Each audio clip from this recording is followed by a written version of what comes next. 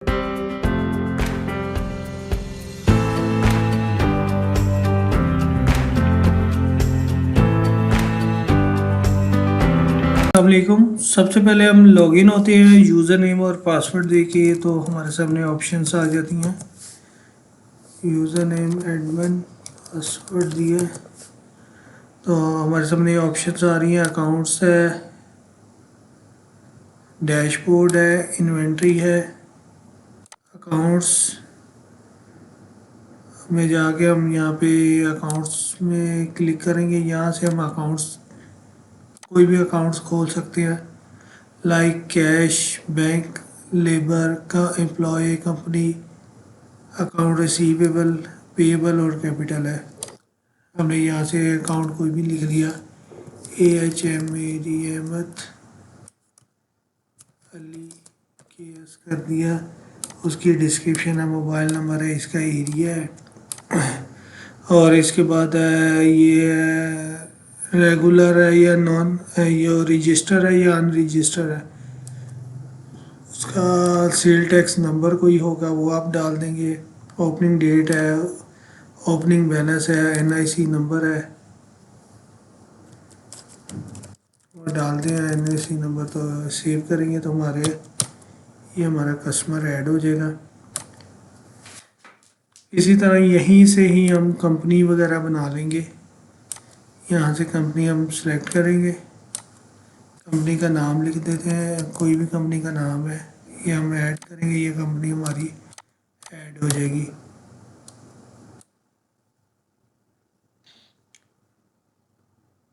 ये कंपनी हमारी ऐड होगी। उसके बाद हमने जाना है इन्वेंट्री में, प्रोडक्ट में जाना है। यहाँ पे ऐड न्यू करेंगे तो हमारी प्रोडक्ट का फॉर्म खुल जाएगा। यहाँ से ये कंपनी आ रही है, यहाँ से उसकी कैटेगरी है, यहाँ पे प्रोडक्ट का नाम लिख दिया, टेस्ट, उसका साइज़ है, EOQ से मुराद है कि इकोनॉमिक ऑर्डर क्वांटिटी है, इतनी क्वांटिटी से कम हो तो मुझे अलर्ट दे। इस प्रोडक्ट का HS कोड होगा, HS कोड दे दिया। विद होल्डिंग है, इसमें लगाना है विद होल्डिंग टैक्स, अगर हमने लगाना चाहे इसमें लगा सकते हैं। 2.5% है। सेल प्राइस है इसकी, NSP है वो आप लिखना चाहें। उसके बाद क्वांटिटी है, शेड्यूल है कि ये फर्स्ट शेड्यूल है, ठीक है। ये है कि ऑन TP है। फर्स्ट शेड्यूल करेंगे इस पर 17% हो जाएगा, 18% जो अब हो गया। इस पर कर हम सेव करेंगे तो ये हमारी प्रोडक्ट ऐड हो जाएगी।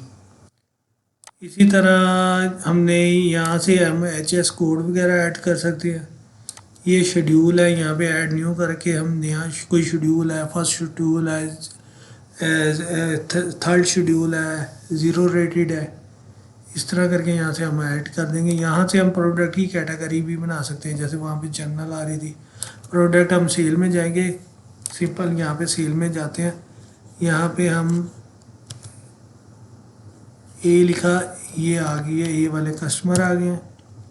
उसके बाद यहाँ पे प्रोडक्ट है, T लिखेंगे, वो टेस्ट प्रोडक्ट आ जाएगी। इसमें 2 टेस्ट के नाम से प्रोडक्ट ऐड हुई हैं, एक मैंने ऐड की थी, एक पहले से ऐड हुई थी।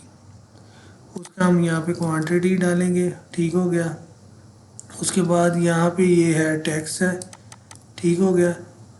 इसके बाद ये टैक्स है। उसके बाद कोई आगे हम कोई और चीज़ उसमें ऐड करना चाहिए, इस तरह इनलाइन ऐड करेंगे हम। कोई और प्रोडक्ट हम देखते हैं, ABC,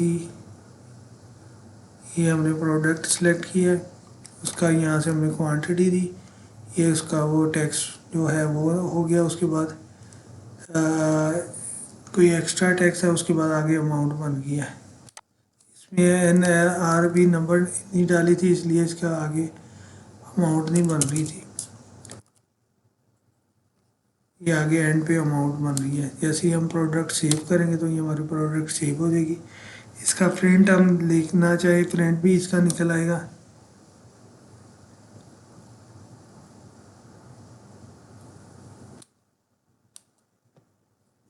ये हमने जो बिल बनाया था, इस पर हम प्रिंट पे क्लिक करेंगे तो इस तरह इसका प्रिंट आउट हो जाएगा।